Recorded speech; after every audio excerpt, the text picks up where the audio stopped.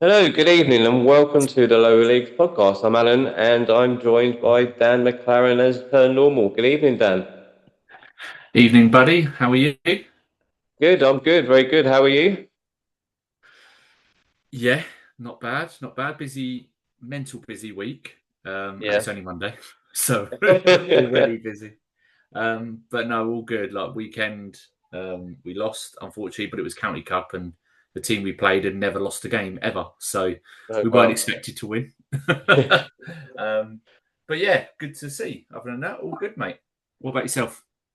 Yeah, no, good. Yeah, no game this weekend for us. We had our County Cup game last weekend. We lost 5-3 last week, which is not too bad considering it was against a team in the division above us. But no, they played really well. Played really well. Got scored three really good goals. So I'm happy. I'm happy with that. But now it means we haven't got a game till the 9th now. So we've got a good couple of weeks off, which is quite good actually because I've got a few injuries. With a small squad, I've got a few injuries that need recovering. So Well, yes, I'm happy to have the couple most of of weeks them off. Yeah, most of them have been down heckling me on a Saturday. So, yeah, Yeah, clearly I think I could so. do with Yeah, getting back in action. yeah. But yeah, look. Let's move, let's quickly before we carry on with today's episode. To those people are watching us here on YouTube, thanks a lot again every week for doing that for us. But it might be a bit confused because we're missing an episode on our YouTube page. Um, so yeah, so Dan, let's explain as to why that was. So, not many people watched it anyway, which is good. No, Uh, probably but handy. Probably very yeah, handy. So, yeah, obviously, we done a bit of teasing with it. So, we done a transfer special episode where yeah, we spoke about we transferred a player from another team. And we spoke ins and outs about it. And we tried to do it from an education standpoint.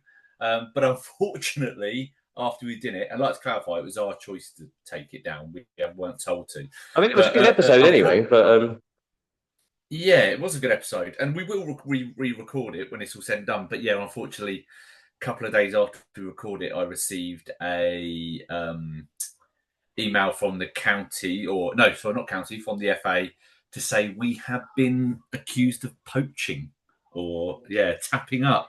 So I just did not expect to happen.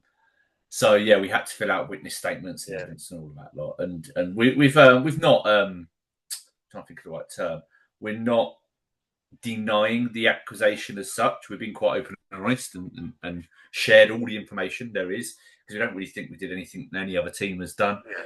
So yeah, it's been with county now for 2 weeks. So they either can't be asked to deal with it anymore or what. So we submitted all the evidence. It's a shame, really. And funny enough, I spoke to like 3 or 4 different managers because I really wanted to get other people's opinion. And the best response was Max put back, and he was like, "How sad must your life be that you feel you have to put in an FA approach for people poaching players?" But clearly, we've heard lots of yeah. rumours on why it was done, and apparently more so just to piss us off than anything. So yeah, that's all it is. It is what Yeah, it is. we're not obviously we're not going to say much more about it, but it didn't make any sense to do it because it's not like the player's going to go back to the club Oh, or anything yeah. like that. Um, So, so like I say, it's just to one of piss the you lot rumours off. is, yeah, one of the rumours is the only reason they did it is because he scored on his debut. Well, yeah. Yeah, So we will do it. We will reveal more. And the funny thing is, I did a transfer last week as well. So yeah. So but apparently, so a good bit of insight is obviously this has caused because the North Bucks is a bit of a community. So I know 5 or 6 of the managers and lots of the players, and we all talk. And let's be honest, they've all been asking about it.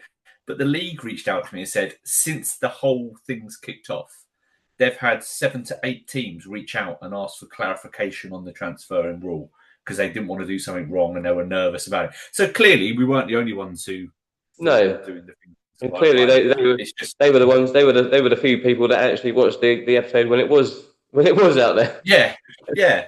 And funny enough, the transfer I've done recently, and I'll shout them out, is with Hanslope. And they did one for us last year and we waived a 7 day. And they literally straight away come back, yeah, absolutely no problem at all, completely understand, happy to waive a 7 day, all the best for the season, blah, blah, blah. And I think that's how it should be done. But Yeah, yeah, some yeah. people get upset. So it is what it is. We move on. before we do move on, actually, I think we do need to mention our sponsored player is absolutely on fire. He's on And I fire, think it's yeah. got to be because we've sponsored him. It's got to be. We are the reason. Obviously. He wasn't scoring before we sponsored him.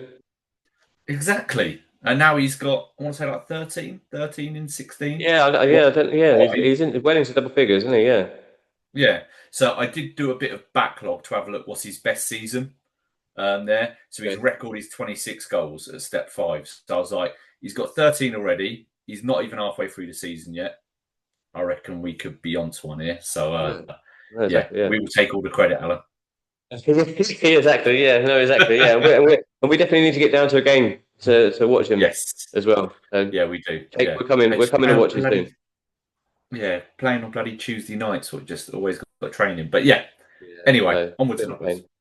Anyway, yeah. So tonight's episode, it's all about starting a new club, how you do it, what you need to do, what you need to look out for. Because we see every season these new teams, new clubs start up, and then some of them just fall by the wayside. Some of them, like this season, they're like in my girls' league, my ladies' team, and 2 teams have just pulled out just before the season even started. And I don't know if they were new teams or not, but and I think their circumstances for them was just literally around a lack of players. But look, you're at our club. You're the club secretary and the treasurer. Is that right? Yeah. Yeah, correct. Yeah. So and obviously you weren't. Yeah. Obviously you weren't.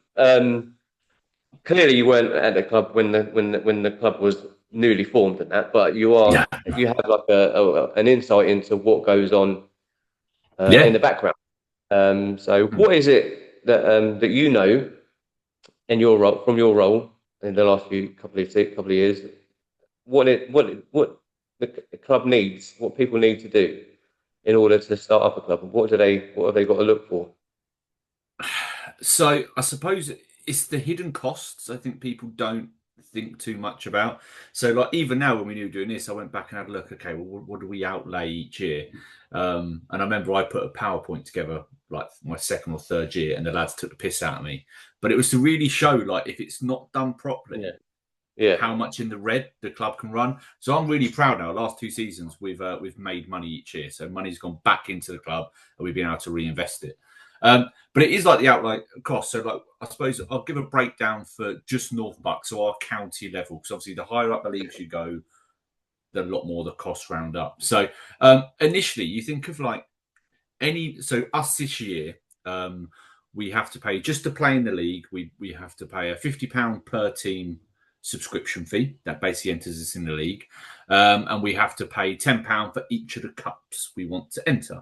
What is optional, but so you're going to enter both teams can play in 2 cups. That's your League Cup, and then whether it's a reserve team cup or an interdivisional, and they're £10 per cup per team, so it's additional £40 there.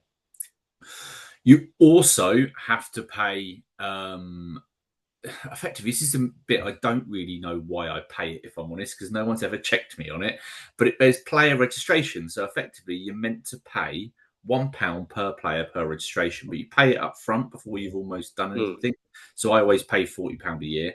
I'll be honest, some seasons we've had more than 40 players signed on, and I've not had anyone chase me for it. The additional cost, if you are a brand new team, is I think there is a £250 new team fee as well. Right. So effectively, just to play in the North Bucks, if you were, I know these, I've got 2 teams, so I'll remove 50. So effectively, you're playing 250, 300, 320, 360 just to enter a brand new team in the North Bucks. £360, and that's just there. I suppose that's the fees people sort of know about, but the fees people don't think about are the next ones, and that is your county affiliation. So wherever you play, so we're a Northants county team. So I'll be honest with you, I don't know if it's different per county, if I'm completely honest. But you pay an affiliation fee.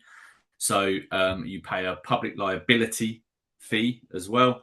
And you also pay a personal accidents insurance. I don't think that's one I'm not sure if you have to do, or you can go and find it elsewhere. But we always just do it through the county. It's so basically that costs us £235 this year. You can absolutely go get so that last one, that personal accident insurance. We pay £75 per team. You can get that cheaper elsewhere, but I just quite like it's all done through the one county. A bit like some people say they like to do their car insurance and home insurance by the same provider. It's that sort of thing. So we paid that. So to say that was another £235 in there. So that's just the let's play football this year. Yeah, so that's before you signed any players. Before we signed any players. So as I said there, if that was 180, 230, so 335 to nearly £410 if I've done that quickly. Get going. And so the county affiliation. Do you need to? Do you need to have a affiliate? Yeah. So when I enter the North Bucks, they will ask for our affiliation number from the county. Right, so we will send that through to them. So yeah, you have to be affiliated with someone. I can imagine it's the same price whether you're in the Beds or I think the Bucks is the other teams that are in our league. Yeah. So yeah, they'll have that. So you have to have that. You have to be affiliated to someone, and that's who you'll go to for all of your issues at a county level, effectively. Right. From there. So the only other footballing cost, as in to enter, would then be county cups if you want. Now, I fucking hate county cups. I don't know why we enter them, but we do, and that's £18 per team. So it's £36 fee each year to enter both teams in a county cup as well along the way. Oh, fair enough. So to actually like just the bog standard, just entering into the league and entering the cups is actually really quite cheap. At all. It's just all the other bits added on, like the insurance and affiliations. Yes. So really, you're looking, if you are one person starting a brand new team on your own, and we'll go on to talk about other costs, but I've got a team and I can play in the league this year. You're looking at about £500. Yeah, just to do that. Wow. From there, and again, I'm sure we'll talk about it shortly. But then all of this then has to be in the makeup of, how are we going to charge players and what's our structure in doing that to make sure that the money comes in.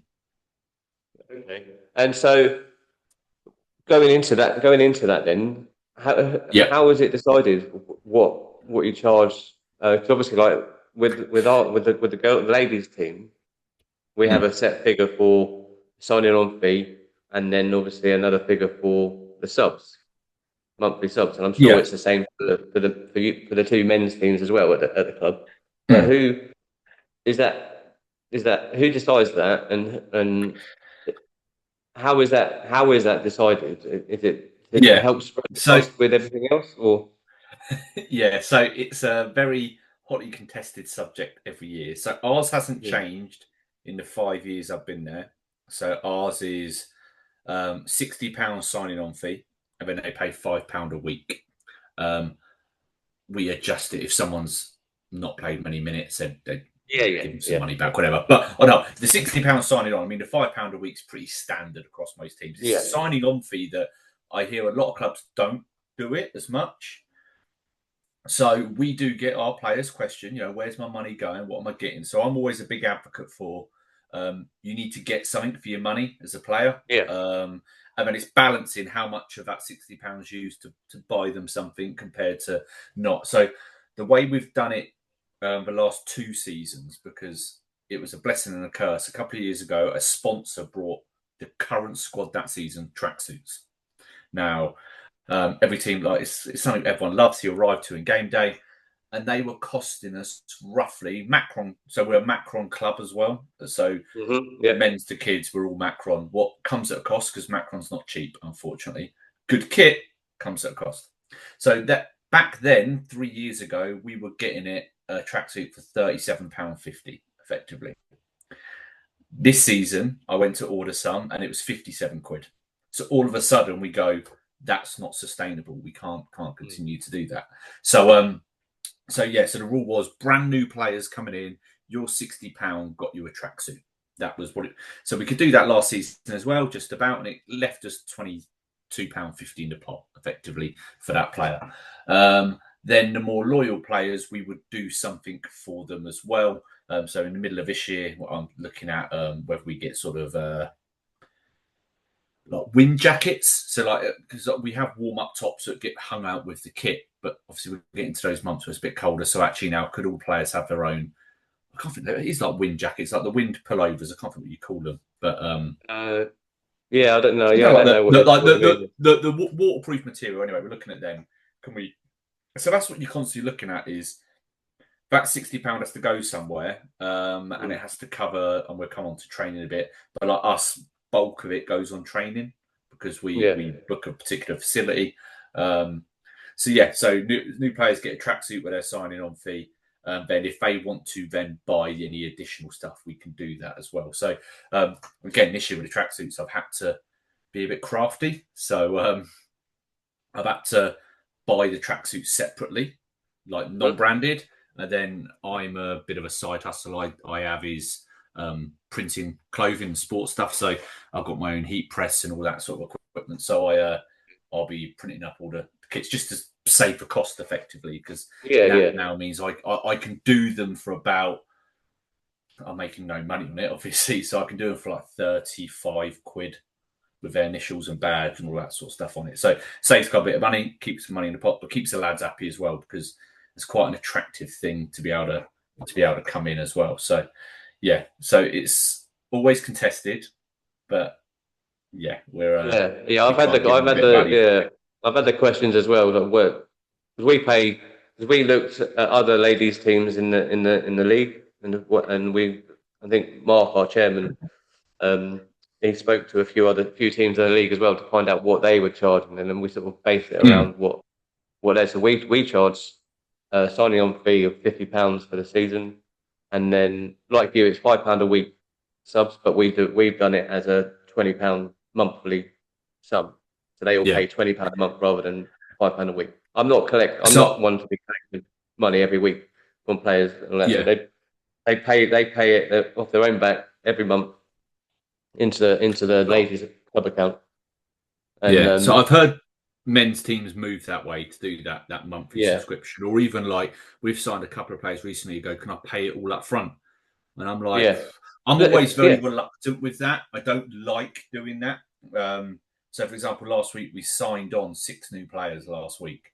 It was a big week, and we're having the conversations of we're signing people on, but obviously I don't like the idea of someone paying £60 signing on fee if they're not going to play a lot. So if like we think actually they're coming to training, but they're probably going to struggle to get on one of the sides, I don't like the thought of we're taking 60. So what we generally do is, and you know, it's not everyone. You know the players that you like. It could be a bit. So we've done it in the past where we go like they paid a signing on fee. However, if a month down the line we go, they've realised they're not getting in the teams, whatever, we send them their money back and just go, you can have it back. It's fine, job done, sort of thing. Because I like people to be able to get the value for their money and what they're doing. I don't like the idea of we've had it once before, and I tried to chase the player to give me his money, and he never answered me. But yeah, it didn't sit right with me. He paid 60 quid sign on, he played a game, he never come back, and I was like, oh really? Yeah. So yeah, that's what we have to. But then I suppose in that respect, some players would probably think, I paid. That's signing on fee is a fee that you have to pay to play for that club, to be a part of that club and be part of the league. Whether they play one game or 20 games, that's a fee that they're willing to part with and fully expect it not to come back. Well, it's a tough one because it's I just want people to get their value for what they're doing, but that's fair enough. So that's our signing ons.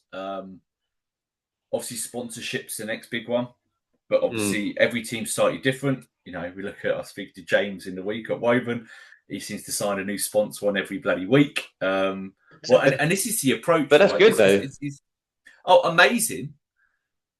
This is the sad loser in me, that you've then got a sponsor for every different item that you have. Yeah. So you've got a sponsor on the kit, you've got a sponsor on a bag, you've got a sponsor on a tracksuit, and it's all different. where again, this is just anyone who give us money, great. But like, so we got, how did we get last year? So generally we run the club on every 2 years is a new kit. That's how we try and run it. So we got, last year was our first year. Both teams got brand new home kit, and then we got an away kit that we could mix between the two. So we got 1, 2, 3, 4, 5 sponsors in total to cover that, depending on the value of where they had it, whether it's middle of a shirt. So, for example, both kits have a main shirt sponsor. They have a back sponsor, or slightly shorter. And then our first team has a shorts sponsor, which is just like on the back of air. So that brought us in, I want to say, ballpark figure, about 2 and a bit grand, roughly. So that covered, and to be honest with you, basically covered the kits. So we didn't really get any. It might have been a couple £100 left over, but it weren't. I think we then outlaid straight away to do that, because then this year rolls round, and although the kit's all fine, socks, right? Socks are one thing that just get fucked at our level. So I had to order 30 new pairs of blue sleeves. So all of our kits are all sleeves. Most of our lads like sleeves rather than a full sock. I think we've only got 4 players who want an old traditional football sock. The rest are all sleeves. So I'm ordering 30, 40 of them at sort of £4 a pop. Again, Macron, so you're paying a premium for having the brand of a kit you have. And again, that adds up, and that's a cost that you don't always think about initially. So you'll have that on top. And then the big one, what people don't, for me, it's the one thing that pains me every year, footballs. Yes. The cost of footballs is fucking extortionate. Because you need decent. So again, I'm a bit of a traditionalist. Everyone's different. I like a mitre football. I think they're traditional, good, and it sounds silly. But this is where you go to, because I always think, as a secretary and a treasurer, and anyone who runs football clubs, is you're not spending your money; you're spending someone else's money effectively.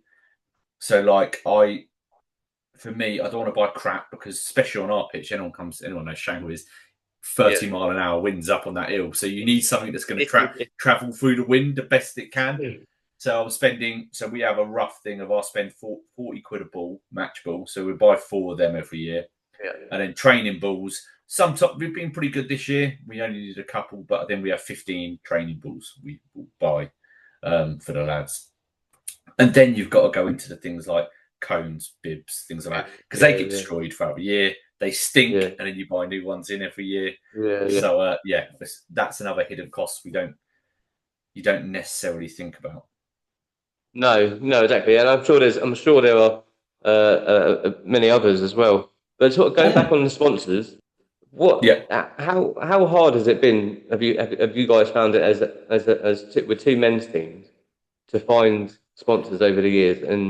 And sometimes it's got to be multiple sponsors, because I'm just saying, for us, the ladies team, we've got one main kit sponsor, and we've got one short sponsor. Who the short sponsor, the kit sponsor is for Sports Club, and the short sponsor is one of our players, Rachel Marlowe. Is her company sponsors our shorts, which is a really nice gesture and a nice offer from her as well. And it sort of guarantees her, when she's fit, guarantees her starts, I think. But we're trying to, because obviously we're a new team within the club. Money for us is quite tight. So we're, in terms of kit, tracksuits. Sorry, the girls all want tracksuits, and that's fine. I get it. But we, like you said, when we were looking at Macron, it was like 55, 56 quid for a kit, and that's to have a badge and initials as well, I think. And girls initially were like, yeah, that's fine. But I just thought, then I was talking to Mark as well, we just thought they can't. They're already paying subs and God knows what else to boot, money for new boots and everything else that I mean, some of them are buying sleeves and Under Armour gear. Do you know what I mean? Especially now the winter's coming. So I just thought, we just thought, look, we can't charge them that. So we are looking for, and we have been looking for a while, for a sponsor for the tracksuits to pay for the tracksuits. But it's going to cost a lot of money. We're talking like probably close to £1,000 just for the tracksuit. Easy, yeah. And it's hard to find a sponsor that is willing to part with that kind of money. So how hard is it especially for new teams?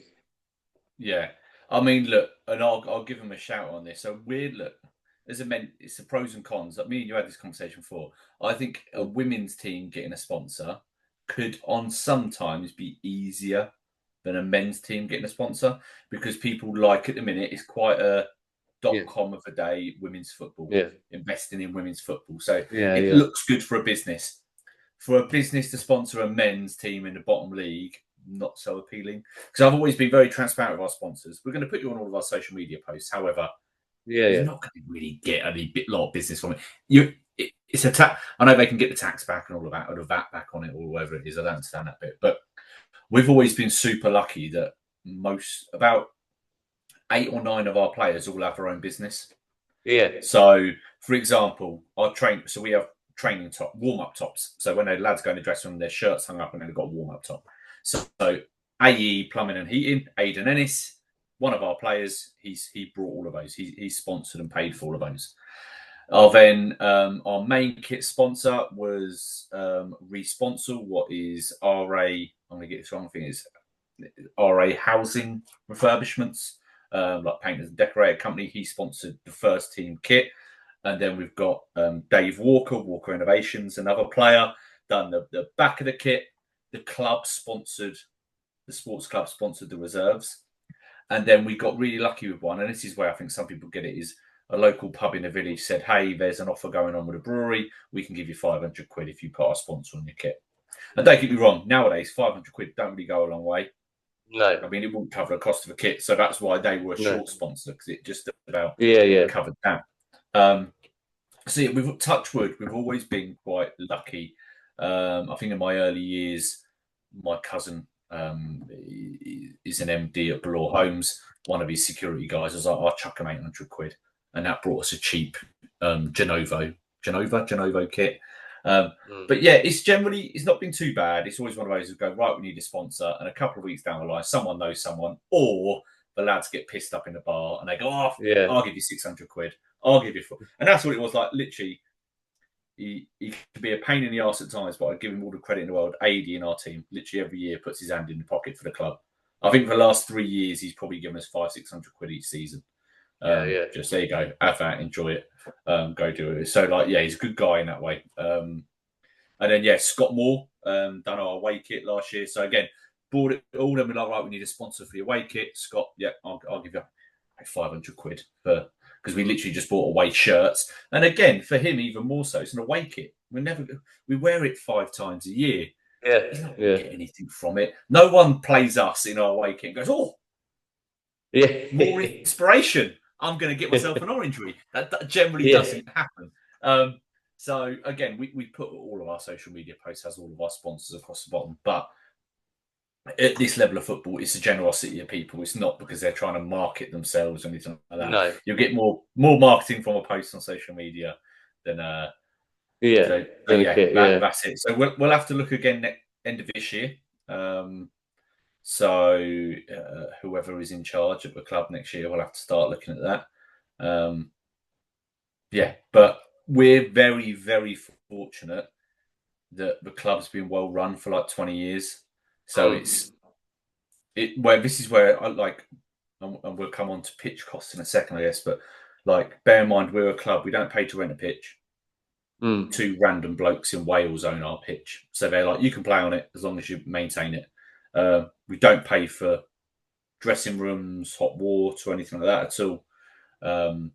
So we get all of our kit, all of our facilities for free. Basically, caveat is make sure you drink in the club. That's it. We pay for kit wash. Not all clubs do that, so we pay 340 quid for a year, something like that. 300 and something for both team kit washes each week. So that's a cost where we could, if times fell on hard, you could cover that. Yeah. Hand the kit round the team. But what we noticed was it was just the same old people doing it every week. So we stopped that. But yeah, that's the majority of it. I suppose that's where, obviously, like we're talking about, like with grassroots teams starting up, new grassroots teams, and that's where we're quite lucky at Deantanger, because we've got those facilities already there and ready to go. So we don't need to worry about, like you say, pitch hire or changing rooms and who's going to wash the kit and that. So for a new grassroots team that's just starting up, who are probably going to play on a council pitch, how much more difficult is it for them in those sort of terms with that sort of lack of facilities compared to someone like us? I can imagine it's horrendous. So I think on the odd occasion, last minute, we've looked to rent a 4G pitch or something like that. Yeah. And you're looking at like 120, 140 quid a week. Yeah. So you're like, to me, that's why we're so lucky where the lads pay their $5 a weeks. Say you get 26 people a week, that all adds up. One team's paying for a ref for 50 quid this season. But then you're bringing in quite a lot of money. So that's why we're very Christmas and end of season do is pretty much covered for the lads. Yeah. So we'll have 400-500 quid that goes behind a bar and covers the booze. Because for me, they are giving out a lot and we're not having to pay for some of those things. We'll talk about it shortly, but like the benefits of us being a chartered football club and having a full tier system gets us access to FA grants, where some teams have to go out and buy equipment. We buy it, but we get it at, our box net goals were $3,000. I think we effectively paid 1,200 quid for them. So we're getting a massive amount of discount. Getting grants for the pitch. All of this sort of things we get access to because we're affiliated with a club that goes from under 6 to men's football. Yeah. Mark handles that side. I don't quite know. There's different levels, isn't it? I think level 2, level 3, level 4. The chartered status, isn't it? Standard. Yeah. So I know when I spoke to other clubs before, and they're like, "Oh, how did you? Where'd you get your goals? Whatever much they cost?" I forget, and I'm like, "Yeah, they can't. They don't get the grants. They don't get access to that sort of stuff." Where again, we're very lucky, and that's what goes back to it. How it was previously run, the amount of years you've been there, you build up a little bit of a pot, you build up a savings, where I think that's why we see so many teams now come and go quite quickly, because they come with someone who's gone, chuck a few grand in, and their new team turn up, all the gear, and then 2 seasons later, that guy's gone, I can't be asked anymore, it's costing me too much money. And that's how I wonder, we joke with Stephen, they don't pay any signing on or subs a week at our level of football.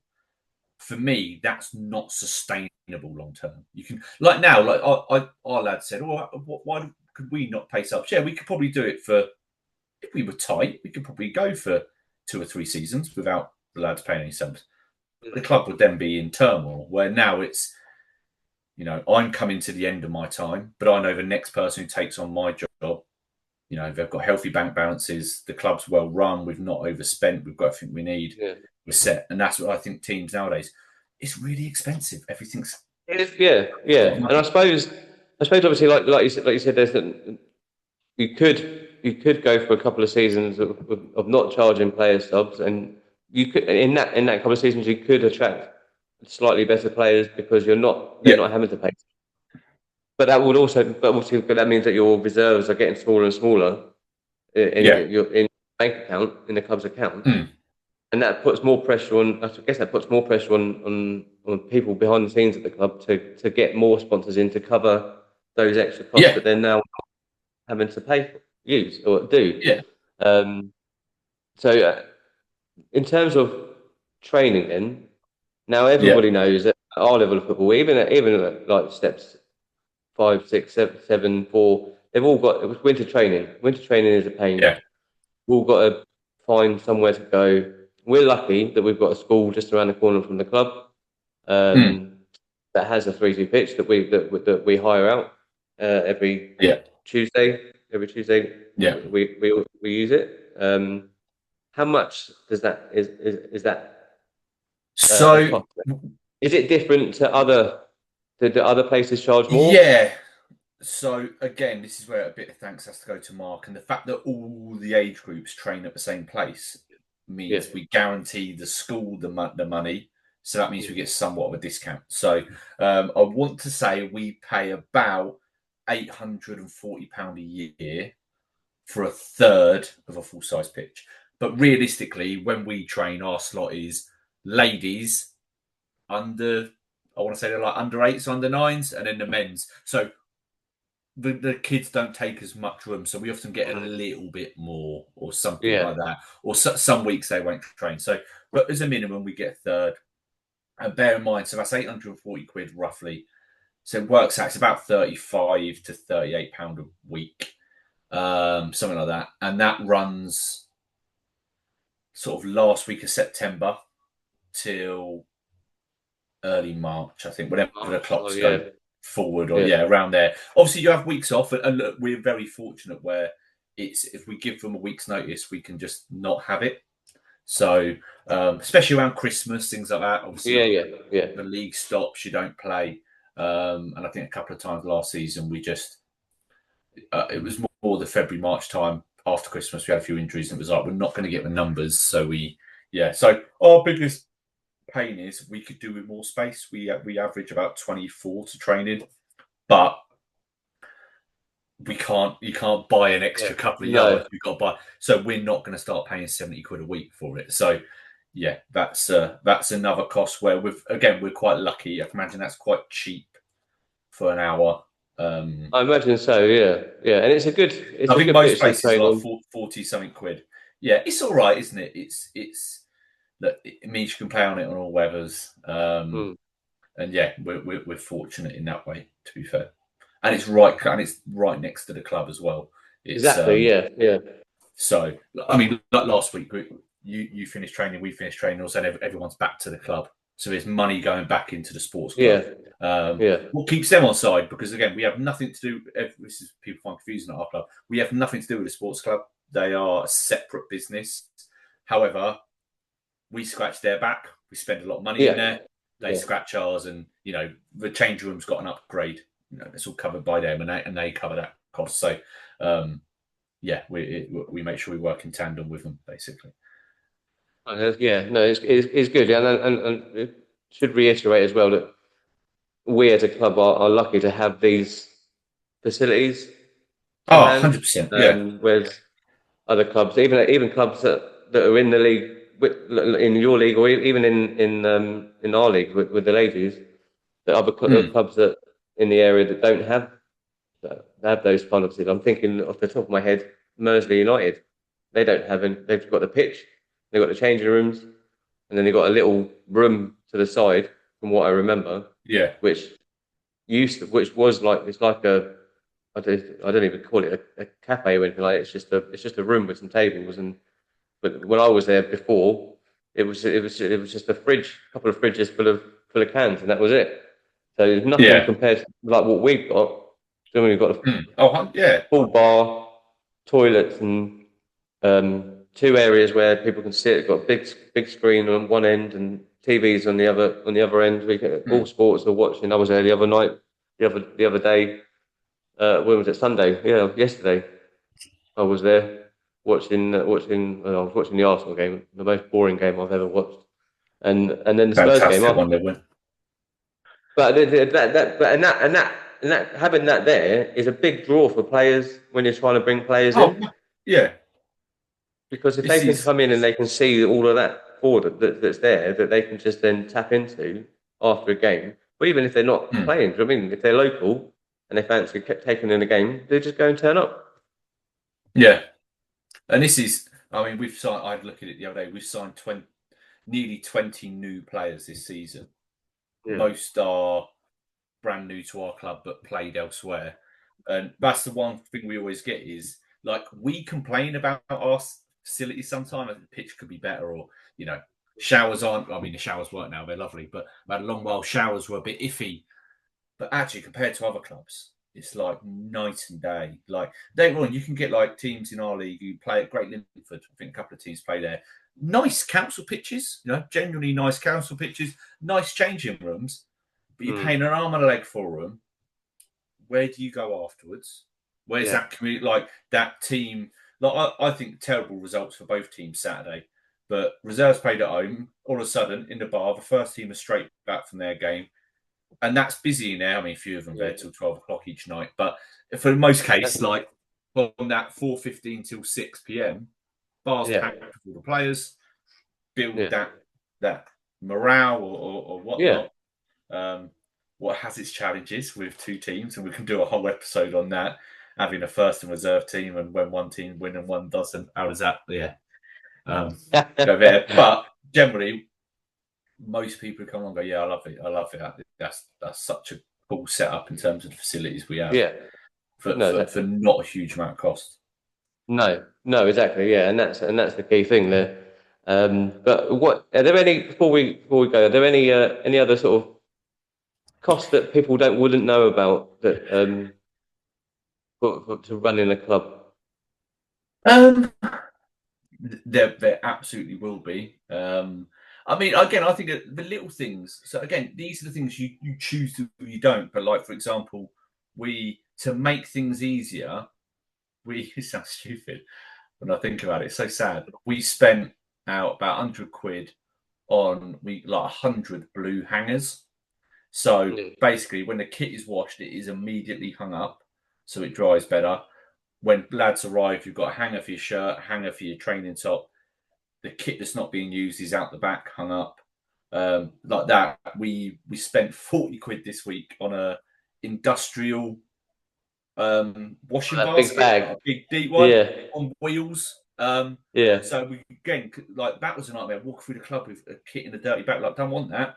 So I think like now and I can't say like it's loads of people's effort. We're at a point where you go, we're spending on the real nice to have bits because you go, okay, right. Again, like this year, we brought the goals last year. The Colts brought brand new blue nets for us this season. The Colts paid for that. We brought the goals.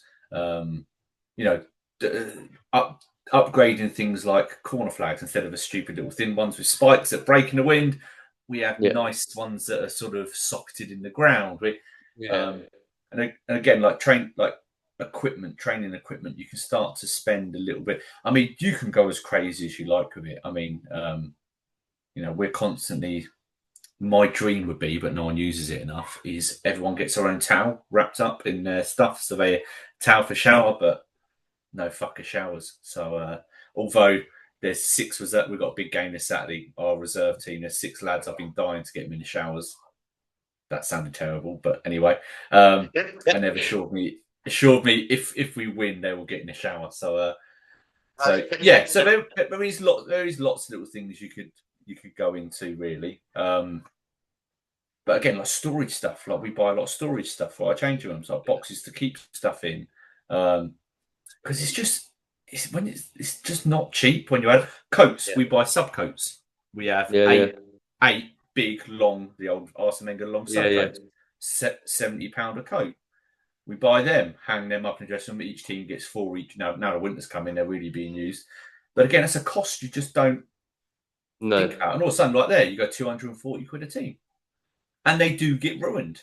Quite because they're the coats that lads take them off, throw them on the ground. Bits in, you've got so that's another outlay that we have to consider from that. So again, just before we sign off, is there any advice you would give to people starting up a new team? And I'm including us, our ladies team as well, because we are a new team, although we are within the club itself. Is there any advice you give to people that are starting up a new team? If you're starting a new team and you want longevity, make sure and this is easy said and done, but you turn a profit the first few seasons, because that then builds you the pot in the back. we haven't done for a long time, but we're very fortunate that about 4 or 5 years ago, an ex-manager, who's our reserve team manager's dad, done a load of fundraising, raised £3,000. That money is still sat in our savings. Just through fundraising at the club, done a race nights, various things like that. Like, you can generate money, but it's just the effort that goes into it. Like, Yeah. I am confident. I haven't got the time with work, busy. But if someone said, "Oh, we need 500 quid," you could put on an event and raise 500 quid in a day. Yeah. We do end of every a really simple one. We do every year, guaranteed, and it pays for our kit washing the following season. Presentation day is a five-a-side tournament, right? We advertise in the village, anyone welcome, and it's brilliant. We get a load of the old boys who are in their 50s and 60s come down, divide the teams up, get on the kids' pitches, goals out, £5 a man. No one wins anything, just £5 goes, it's all clean profit. So I'm saying if we get 50 people pay us a fiver, happy bloody days. Right, okay, Yeah. we go. Yeah. So we do things like that quite regularly. So what I see, and again, I don't know where their money comes from, so who am I to tell them how to spend it? But I think you do see new teams turn up and they go massive on like home and away kits and tracksuits and bags and training tops and all this sort of thing. And for me, that's something you accumulate over a period of time, and you're smart with it as well. Like, early days, you can get a kit for like 600 quid if you're a bit savvy. But yeah, it's, and I suppose it's all right going, well, I'm going to get a sponsor and we're going to spend all of that on the kit. But if you're not going to get a sponsor next year, where does the money come from? So I'm always trying to be a bit more, run it like a business to a degree. You don't need to turn thousands of profit, but like, I think, and again, this is not, I've had lots of help with doing it. But when I turned up at Shanghai, it was hemorrhaging about £800 a year, like in the red. And that was because just subs weren't being collected, fines weren't being paid. Now we're hot on it, and it's not really as a team. I'd say we have a committee, but there's a team of three of us who are like every day in communication, trying to sort stuff. And now we're turning a profit every year when we're making money, what means we can start to do things. And we are now a Macron club in the last 2 years because we can afford the nicer kits, we can afford the nicer things. We have upgraded the goals because all it takes is a bit of time and effort, and that's probably the thing. As I say, turn a profit and put in the time and effort. It's not a huge amount, a couple of hours a week of just, it's so easy to just go, "Oh, we've paid that yellow card, we won't chase the player for it." Yeah. I'm hot on it. Like, and to be fair, we're lucky now. The ones who do get booked in our team generally message me on a Monday, "How much do I owe?" They know, and bang, get it done, get it paid. Because that stuff, back for me early on, we have people just never paying fines, and that adds up. Like, you could easily have 400 quid's worth of fines at the end of the season. If you haven't collected that money, where's it coming from? That's also on the player as well, because that alone will stop players moving clubs as well. Yeah, I think that's, but it's the culture you breed. If players, a nice way, like we had lads not paying subs and that, good lads, but just they've been allowed to get away with it. So they're like, "Well, I won't fucking do it." And then the other one sees that he doesn't do it. And if you haven't got someone who's hot on it and go, "Well, look, mate, if you don't pay, you can't play." Like, it was, "Oh, I don't want to lose him, so I let him get away with it." And it's that sort of thing. And I don't begrudge the players for it, because again, like I said, you breed that culture. Where now generally we have lads who a couple of weeks in arrears and things like that, but they know the score, everyone pays up. And I think, I'd like to think, they wouldn't tell me to my face because they wouldn't want to give me the gratitude, but I'd like to think they would all say, "He's a pain in the arse, he annoys me and he's far too keen, but things are run quite smoothly and simply, and we have nice things." Because at the end of the day, that's how grassroots clubs run. They're run by individuals putting in effort that they're not being paid for. If that makes sense. Like, again, there's three of us every week. We're there. We meet for breakfast, but we're there early. We sort both kits. We get everything ready. We look after the kit we have the best we can.